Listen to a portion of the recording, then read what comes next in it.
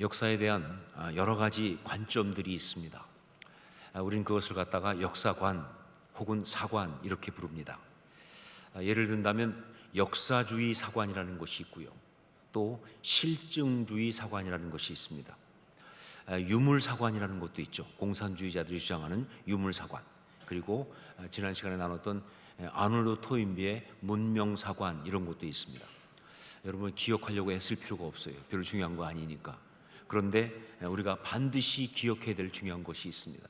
그건 바로 뭐냐? 그렇다면 성경이 말하는 역사관은 무엇이냐 하는 거죠. 즉 성경이 말하는 역사란 무엇인가, 이건 기억을 하셔야 돼요. 성경이 말하는 역사관, 그것은 바로 구속사입니다. 구속사. 제가 성경탐구라는 책을 쓰면서 거기 썼듯이 역사는 하나님께서 죄로 인해 잃어버린 당신의 사람들을 되찾으시는 이야기, 그게 역사입니다. 그게 구속사예요. 역사는 뭐냐? 하나님께서 죄로 인해 잃어버린 당신의 사람들을 되찾으시는 이야기다 라고 성경이 이야기하고 있습니다. 자, 이 구속사에 있어서 핵심이 뭐냐, 절정이 뭐냐라고 할 때 그것이 바로 예수 그리스도의 십자가의 대속 사건이에요. 예수 그리스도의 십자가, 그 대속 사건은요 바로 구속사의 핵심이고 절정입니다. 자, 그런데 이런 구속사는요 한 가지 아주 분명하고 확실하고 예외가 없는 그런 내용을 갖고 있습니다. 그것이 구속사라면 예외가 없는 아주 분명한 내용을 가지고 있는데, 그것이 뭐냐? 그게 바로 언약과 성취라는 것이죠. 언약과 성취. 그러니까 구속사 전체가 바로 이거예요. 구속사는 어떻게 시작되느냐? 언약으로 시작돼서 언제까지 가느냐? 성취까지 간다는 거죠. 그런 것처럼 또한 그 구속사 안에 있는 개개인들, 그 역사를 살아가는 개개인들도 동일하게 바로 언약과 성취라는 그런 내용의 삶을 다 사는 거예요. 그가 어떤 삶을 사든지 언약을 받고 그것이 이루어지는 성취라고 하는 그런 삶을 사는 거예요. 자, 여기에서 중요한 팁이 하나 있죠. 뭐냐? 거기에 누구도 들어간다? 바로 우리도 들어간다는 거죠. 우리의 삶도 그렇습니다. 언약과 성취의 삶을 살아가는 것이다 하는 것이죠. 자, 이 구속사의 본격적인 시작, 이것이 바로 오늘 말씀이에요. 그리고 그 주인공은 누구냐? 바로 아브라함이라는 사람입니다. 그러니까 이제 시작되는 이 아브라함의 이야기는요, 하나님께 부름받은 하나님의 사람, 그 개인의 삶의 이야기이면서 동시에 이것은 또한 하나님의 구속 역사가 본격적으로 펼쳐지는 그런 이야기가 되는 거예요. 이게 신앙인의 삶이죠. 개인의 이야기인데 하나님의 역사예요. 이게 함께 가는 그런 거예요. 그리고 그 내용은 뭐예요? 말씀드린 것처럼 한마디로 얘기하면 언약과 성취라는 것이죠. 언약과 성취. 자, 그러면 먼저 아브라함에게 주신 언약, 그게 무엇인지 그것을 먼저 보도록 하겠습니다. 우리 2절 말씀을 함께 읽겠습니다. 2절 같이 읽습니다. 내가 너로 큰 민족을 이루고 내게 복을 주어 내 이름을 창대하게 하리니 너는 복이 될지라. 복을 주시겠다고 언약을 하셨습니다. 복을 주시겠다는 언약, 그겁니다. 그 삶 전체가 복된 삶이 되며 무엇보다 그 존재 자체가 복이 되게 하시겠다라는 그 언약을 주신 거예요. 자, 여기에서 너는 복이 될지라라고 하는 이 말씀은 히브리어로 하면 하야 브라카라는 말입니다. 하야 브라카. 그런데 이 하야 브라카, 이 말은요 성경에 3번밖에 나오지 않은 아주 독특한 표현이에요. 그냥 복받은 인생이 아닙니다. 그냥 축복받는 게 아니에요. 그 존재 자체가 복이 된다. 하야, 된다, 브라카, 복. 하야 브라카, 그런 얘기예요. 자, 그래서 우리말 성경, 개역개정 말고 그 이전에 있던 개역 성경에서는요 이걸 어떻게 번역했느냐? 복의 근원, 이렇게 번역했습니다. 너는 복의 근원이 될지라, 이렇게. 왜냐하면요 바로 이 하야 브라카, 그 의미가 그 사람 때문에 그 주변에 있는 사람들이 다 복을 받게 되는 그런 복된 존재라는 뜻이기 때문에, 그래서 복의 근원, 이렇게 번역을 한 것이죠. 자, 그런데 솔직히 이 복의 근원이라는 표현도요 이 하야 브라카라는 말의 진짜 의미를 다 담지는 못합니다. 그리고 우리가 많이 사용하는 축복의 통로도 역시 그렇고요. 진짜로 이 하야브라카라는 말의 의미를 표현한 그 말을 제가 발견한 적이 있는데, 제가 설교 때 한번 말씀드린 적도 있지만 그것은 바로 쿠바에 갔을 때입니다.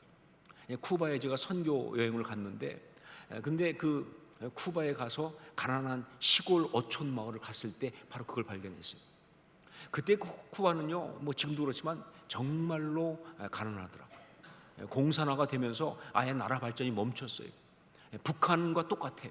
제가 북한에 갔을 때도 똑같은 느낌을 받았는데, 그러니까 공산화 때문에 완전히 나라 발전이 멈추면서, 그러면서 굉장히 가난하고 어려운 거예요. 그런데 정말 이 수도인 하바나도 그렇게 가난하고 어렵지만 특별히 더 이 시골은 더하죠.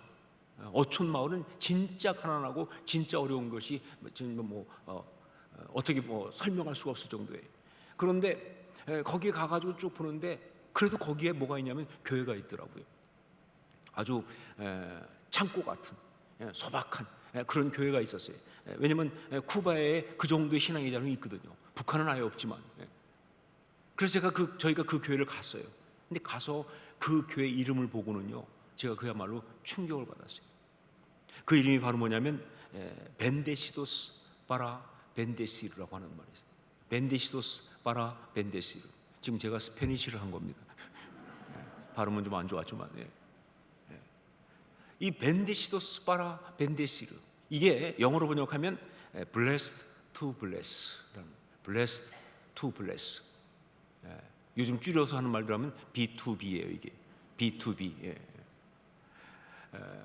번역하면 축복하기 위하여 축복받은 사람들이다 하는 뜻이에요. 축복하기 위하여 blessed 축복받은 사람들, to bless 축복하려고 축복받은 사람들 라고 하는 이거예요. 정말 죄로 무너진 그 한복판에, 녹슨 함석판 위에 페인트로 어설프게 쓴 이름이었지만, 그러나 너무나 선명하게 복음이 무엇인지, 그리고 하나님의 사람 그리스도인이 어떤 사람들인지 그 정체성을 그대로 말해주는 그런 기가 막힌 이름이었습니다. 그들은 말합니다. 자기들은 저주가 아니라 축복받은 사람들이라고. 그 가난한 가운데 있으면서도 자기들은 축복받은 사람들이라고. 그런데 이 축복받은 사람이 그냥 그 축복받은 사람이 아니라 다른 사람을 축복하기 위하여 축복받은 사람들이라고 그렇게 말하고 있는 것이죠. 바로 이겁니다. 하야 브라카는 바로 이 B2B, blessed to bless, 축복하기 위하여 축복받은 사람들, 바로 그걸 말하는 거예요. 그 자신이 복받은 인생인데 단지 자기만을 위해서가 아니고 모든 사람을 축복하기 위해서, 그래서 복된 사람이 된 바로 거룩한 사명이 그 가운데 담겨있다 그 말이에요. 이거는 그냥 축복 이야기가 아니라 거룩한 사명이 담겨있는 바로 그것이, 이게 하야 브라카입니다. 이것이 바로 아브라함이 받은 언약의 내용이에요. 자, 그런데 여기서 우리가 또 하나 볼 것이 있어요. 뭐냐? 하나님이 아브라함에게 하야 브라카라는 언약을 주시면서 놀랍게도 추상적인 언어로 하시지 않았다는 거예요. 굉장히 구체적으로 아주 실제적인 언약으로 이 말씀을 하고 있다는 사실을 우리가 봐야 되는 거예요. 저는요, 그래서 참 복음이 좋아요. 전 그래서 성경 말씀이 너무 좋습니다. 왜냐하면요, 그냥 하늘의 별과 같은 어떤 추상적인 관념적인 어떤 이데올로기 같은 그런 말씀이 아니라 바로 이렇게 구체적이고 이렇게 실제적인 은혜를 주시니까 이게 너무 좋은 거예요. 여러분, 우리 하나님은요, 온 인류를 인도하시고 구원하시고 대하시고 역사하시고 모든 사람들을 그렇게 다 정말 창조하시고 인도하시고 하시지만, 그러나 동시에 그 가운데는 한 사람 한 사람에게 주목하시는 분이세요. 이게 기가 막힌 얘기예요. 그냥 온 인류 모든 사람들, 그러니까 우리는 그 가운데 있는 하나의 부품, 어떤 그런 한 이름 없는 조각이 아니라 모든 사람을 보듯이 한 사람을 봐요. 한 사람의 그 마음, 한 사람의 상황, 그의 모든 것들을 보시면서 그에게 응답하시면서 역사를 진행하신다고요. 이게 하나님이세요. 그의 그 눈물과 아픔, 갈망과 소원, 이걸 다 알고 계시는, 그리고 거기에 응답하시는, 이게 바로 우리 하나님이세요. 그렇게 언약을 주시는 것이다. 아브라함에게도 그렇게 하셨습니다. 구속사의 그 엄중한 역사를 위해서 그를 부르시고 언약을 주시면서도 동시에 그 시대를 살아가고 있는 사람으로서의 그 아브라함의 삶의 가장 구체적인 것에 응답하시는 언약을 주셨다, 그 말이에요. 이게 기가 막힌 거예요. 그러니까 하야 브라카, 복이 될지라 하는 것이 말이죠, 바로 어떤 그런 굉장히 관념적인 추상적인 그것만을 통해 되는 것이 아니라 그 삶 가운데 그의 가장 필요한 필요를 채워주시는 가운데 될 수 있도록 그렇게 하신 것이 바로 이 말씀이에요. 특별히 두 가지를 말씀하셨죠. 첫째가 뭐냐? 땅의 약속입니다. 땅의 약속. 우리 1절 말씀을 함께 읽겠습니다. 1절 같이 읽습니다. 여호와께서 아브라함에게 이르시되 너는 너의 고향과 친척과 아버지의 집을 떠나 내가 내게 보여줄 땅으로 가라. 내가 내게 보여줄 땅. 그렇습니다. 지금 아브라함에게 가장 절박한 것은 뭐냐? 거주할 땅이 없다는 거예요. 그런데 하나님 약속하십니다. 너를 위해 내가 준비한 땅이 있다고. 내가 그것을 내게 주겠다고. 넌 그것을 얻으면서 거기 살면서 복이 될지라. 이렇게 말씀하십니다. 이게 하나님의 언약이에요. 이것이 하나님이 지금 우리에게 주시는 언약의 내용입니다. 이렇게 구체적으로. 자, 그리고 또 한 가지, 자손의 약속입니다. 자손의 약속. 우리 2절 말씀을 다시 한번 같이 읽도록 하겠습니다. 2절 같이 읽습니다. 내가 너로 큰 민족을 이루고 내게 복을 주어 내 이름을 창대하게 하리니 너는 복이 될지라. 내가 너로 큰 민족을 이루고. 그렇습니다. 지금 아브라함에게 절박한 또 한 가지가 있다고 한다면 바로 자녀가 없는 거예요. 자, 그런데 이것은요, 아브라함한테는 정말 포기할 수 없는 문제예요. 왜냐하면요, 자녀를 갖고 싶은데 자녀가 없다는 것은 단지 그의 바람과 어떤 그런 원하는 것이 안 되는 그 정도 상황이 아니라 그 당시에는요, 이거는 그 사람 인생 전체가 무의미하다, 그 뜻이에요. 그 이 사람의 인생 전체의 가치와 의미가 정말 다 날아가는 그런 문제이기 때문에 포기할 수가 없는 거예요. 없으면 말지 뭐. 무자식이 상팔자지. 이럴 수 없다, 그 말입니다. 인생 자체가 의미가 없어지니까 말이죠. 근데 그 하나님은 그에게 약속하십니다. 그런데 이 약속이 또 기가 막혀요. 그냥 자녀를 주겠다라고 하신 것이 아니라 뭐라고 말씀하셨어요? 너로 큰 민족을 이루겠다고. 예, 단지 그냥 자녀를 갖고 싶은 그의 욕망을 채워주는 이야기가 아니에요. 그의 인생 자체를 아름답게 의미 있게 만드는 역사예요. 이게 하나님의 언약의 이야기예요. 여러분, 하나님이 우리한테 지금 언약을 주실 때 절대 우리의 욕심 채워주는, 우리의 어떤 원하는 욕망을 채워주는 그런 식으로 언약 채워주지 않습니다. 그래봤자 그 인생이 아름다울 수 없으니까 하나님이 우리한테 구체적으로 언약 주신다면요, 예, 그것이 응답됨으로 우리 삶이 아름다워지게, 우리 삶이 가치 있어지게, 우리 삶이 정말 의미가 있어지게 하는 바로 그런 언약을 주신다는 거예요. 아주 구체적으로. 이게 하나님의 역사죠. 자, 이렇게 언약을 주시면서 아브람, 즉 아브라함이죠. 계명을 해서 아브라함이 되니까 그 아브라함의 언약과 성취의 구속사적인 삶이 시작되는데, 근데 여기서 우리가 또 그 구체적인 내용을 좀 볼 필요가 있습니다. 왜냐하면요, 그것이 동일하게 언약과 성취의 삶을 사는 우리한테 주는 너무 중요한 메시지거든요.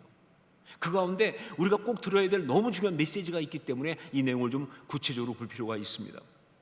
자, 1절 말씀을 다시 한번 같이 읽겠습니다. 1절 같이 읽습니다.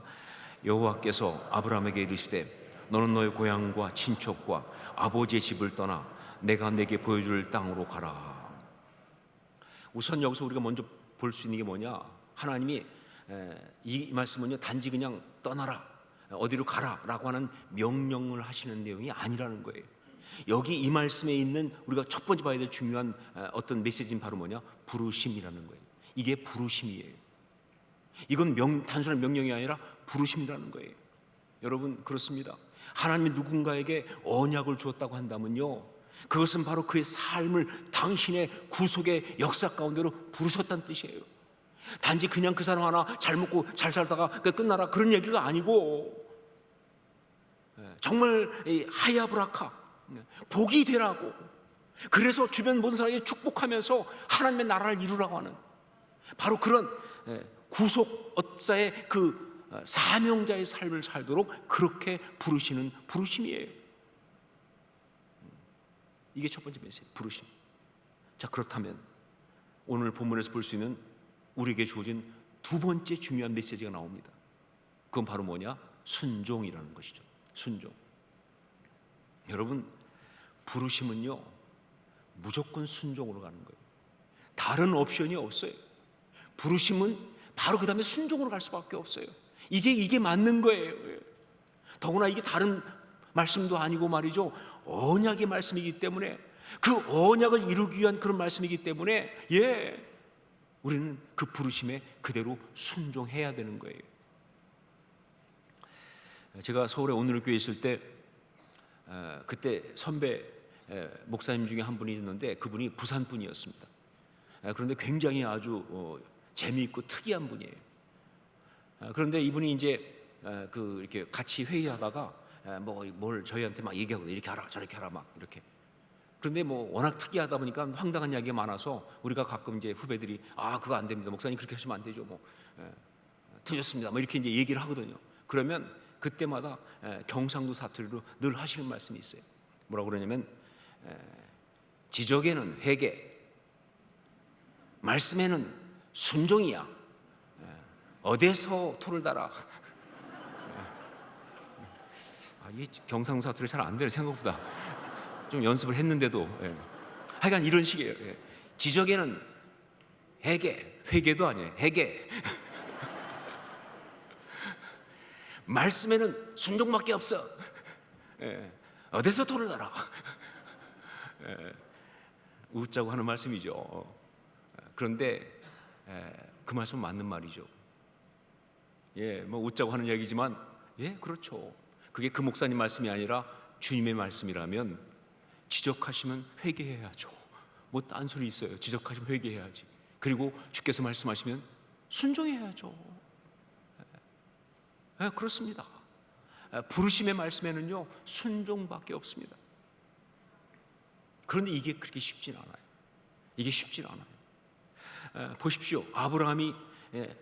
하나님이 아브라함에게 하신 너는 너의 고향과 친척과 아버지의 집을 떠나 내가 내게 보여줄 땅으로 가라 하는 이 말씀, 이것은요 정말 선뜻 순종하기에 정말 어려운 말씀이에요. 우선 그 당시 상황에서 자기 고향과 친척과 아버지의 집을 떠난다는 것은요 정말 위험을 감수한다, 그런 얘기예요. 정말 그야말로 안전보장이 안 된다, 그 얘기예요. 요즘처럼 무슨 국제법이 있는 것도 아니고 말이죠, 무슨 어떤 그런 경찰이 있는 것도 아니고 인터폴이 있는 것도 아니고, 그 자기 고향과 친척과 아버지 집을 떠나는 순간 그건 그야말로 무방비예요. 그냥 다른 부족들이 와서 그냥 강도질하거나 죽이거나 어떤 짓을 해도 방법이 없는 거예요. 누가 막아주질 않아요. 그런 상황 속으로 가라는 거예요. 그런 상황 속으로 떠나라고 지금 말씀하시는 거예요. 더군다나 거기에다가 그렇게 떠나는데, 그런데 구체적으로 어디로 갈지 이걸 또한 모른다는 게 문제 아닙니까? 내가 내게 보여줄 땅으로 가라. 미래형이잖아요. 무슨 얘기 아직 안 보여줬다 그 말 아닙니까? 하나님 꼭 이러세요. 그냥 딱 어디로 가라고 할 때 좌표를 딱 찍어 주시든지 내비게이션을 딱 켜주셔가지고 딱 보고 딱 따라갈 수 있게 하면 얼마나 좋아요. 그런데 꼭 이렇게 말씀을 안 해주세요. 나만 믿고 가라 그러는 거예요. 내가 내게 보여줄 땅으로 가라. 그 땅이 어딘지도 모르는데 어떻게 가란 말이냐 그 말. 정말 불안과 두려움이 밀려들지 않습니까? 이런 상황이에요. 자, 그렇기 때문에 이 말씀에 순종한다는 것은요 절대로 쉽지 않다.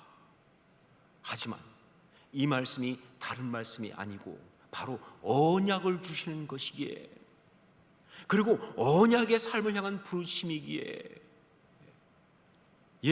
하나님의 이 말씀이 이제 제대로 작동되려고 한다면, 이 언약이 성취를 향해 나가려고 한다면 아무리 힘들어도요 순종하는 것밖에는 다른 길이 없어요.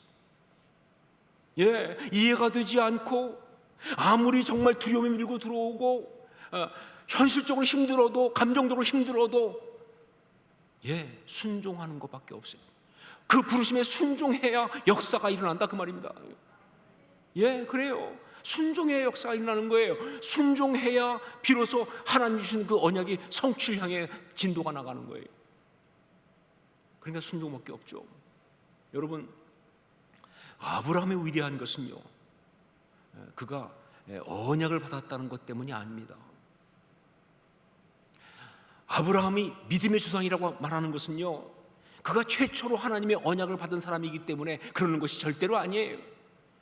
그가 위대한 것은, 그가 믿음의 조상이 된 것은요 바로 그 부르심에 그가 순종했기 때문에 그런 것이다. 우리 4절 말씀을 함께 읽겠습니다. 4절 같이 읽습니다. 이에 아브라함이 여호와의 말씀을 따라갔고 롯도 그와 함께 갔으며 아브라함이 하란을 떠날 때에 75세였더라. 그가 하나님의 언약의 말씀을 들었다는 것보다 훨씬 중요한 게 뭐냐, 그 말씀에 순종했다는 것. 이게 중요한 거예요. 이게 진정한 믿음의 이야기다. 그래서 믿음장인 히브리서 11장 8절에 보면 믿음으로 아브라함은 부르심을 받았을 때에 순종하여 장래의 유업으로 받을 땅에 나아갈새 갈 바를 알지 못하고 나아갔으며 라고 그렇게 말하고 있는 거예요. 순종하는 것이 믿음이라는 거죠. 미국의 LA에 은혜 한인 교회라는 교회가 있습니다. 은혜 한인 교회. 그 교회는 그야말로 선교에 올인한 교회예요. 그 교회를 처음 개척하신 분은 김광신 목사님이라는 분인데 정말 선교 열정이 대단했어요. 특히 러시아 선교의 열정이 대단했어요. 많은 사람들은 그 김광신 목사님의 광자가 혹시 미칠 광자가 아닌가라고 생각할 정도로 굉장히 아주 뜨거운 분이에요. 그분이 그 선교 열정이 있고 뜨겁다 보니까 그 은혜 받은 사람들이 굉장히 많이 선교사로 나갔습니다. 평신도 선교사 나가기도 하고 혹은 신학해서 선교사 나가기도 하고 정말 몇백 명의 선교사가 나갔어요. 거기서 그 중에 한 분이 하는 간증을 제가 모스크바에서 들은 적이 있어요. 제가 그때 이 러시아 그 목회자들 세미나 인도하러 갔다가 그 선교사님한테 직접 모스크바에서 그 간증을 들었는데 굉장히 아주 기억에 남는 이야기였습니다. 이분은요 미국에 와서 이민 와가지고 나름대로 이렇게 잘 이제 성공을 한 거예요. 그러니까 이민자들이 이민 와가지고 그래서 이제 이 경제적으로 사업하면서 어떤 좀 안정되게 뿌리내리고 집도 구입하고 이러면 그 성공한 거죠. 그러니까 경제적인 모든 환경이 굉장히 안정적이 됐어요. 그런데 그런 상태에서 이제 은혜 하나님께 나가면서 그 목사님께 도전을 받고는 선교에 헌신하게 됩니다. 왜냐하면 그 이민 와서 이루는 것은 바로 뭐예요? 그냥 물질적 환경이니까 이것 가지고 안 되잖아요. 그러니까 선교에 헌신을 한 거예요. 그래서 이분이 이제 러시아 선교에 이분도 헌신을 했는데 그 당시 선교를 많이 하던 사람과 같이 이분도 이제 선교 헌신한 다음에 훈련 받고는 그리고는 러시아의 일종의 선교 정탐 여행을 나갑니다.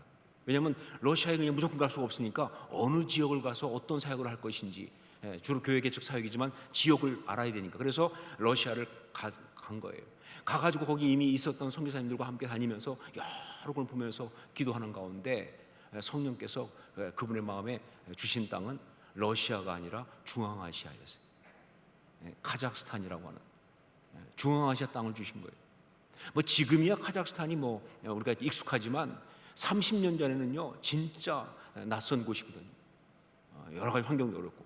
그런데 이 카자흐스탄을 주셨는데 그것도 카자흐스탄에서 그 카자흐스탄의 주도인 알마티가 아니고 거기서 한참 떨어져 있는 이 카라간다라고 하는 그 도시를 주신 탄광촌 도시인데 광산 도시인데 카라간다라는 그 도시를 주신 거예요.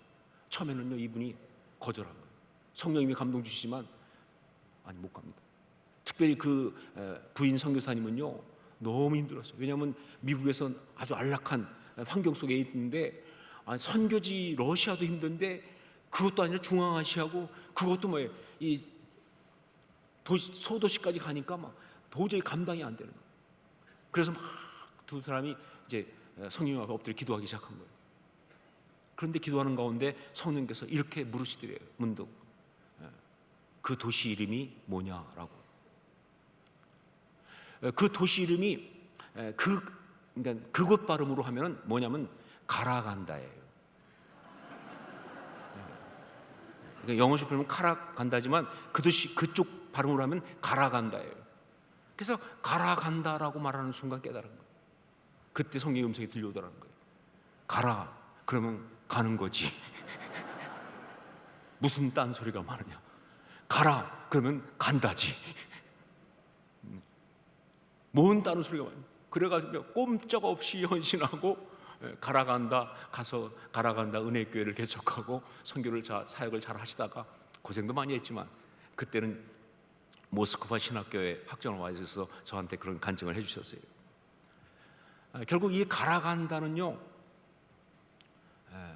은혜 한인교회의 선교의 모토가 됐어요. 그래서 은혜 한인교회가 그 러시아 선교를 몇십 주년 기념하는 책을 냈는데 그 책 제목이 가라, 간다예요. 가라간다. 그리고 은혜교회에 속한 모든 선교사님들의 슬로건이에요. 가라간다.